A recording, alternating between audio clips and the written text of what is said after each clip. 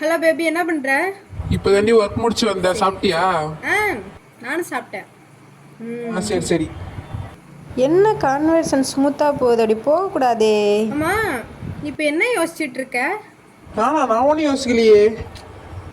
சும்மா சொல்லு. உண்மையா நான் ஒன்றுமே யோசிக்கல. என்னது? ஓ, நான் இப்போ உங்ககிட்ட தான் பேசிட்டு இருக்கேன். நீ இப்போ என்ன கூட யோசிக்கல. எனக்கு என்னன்னு இருக்க? இதான் நம்ம லவ் பண்ற லட்சணமா?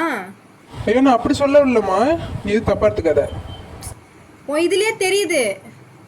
நான் இப்போ கேட்ட செகண்ட் நான் உடனே யோசிச்சுட்டு இருக்க கூட வாயில் உனக்கு வரல.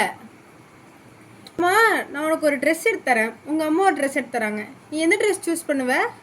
எனக்கு பிடிச்சதான் சூஸ் பண்ணுவேன். இப்போ இவ்வளோ நல்லா தான் சமாளிக்கிறான். நல்ல விவரமாக தான் இருக்க. ரொம்ப போர் அடிக்குது. எனக்கும் தான். சரி, நான் ஏதாவது செத்து போயிட்டுன்னு என்ன பண்ணுவேன்? நீ ஃபர்ஸ்ட் போய் வாயை கழுவிடி போடி. சரி, இல்லை ரொம்ப நடிக்காத, சொல்லு. நான் திடீர்னு செத்து போயிடுறேன், என்ன பண்ணுவேன்? செத்த மறு நிமிஷமே நானும் செத்துருவேன் பேபி. நீ கவலைப்படாத, உனக்காக நான் இருக்கேன்.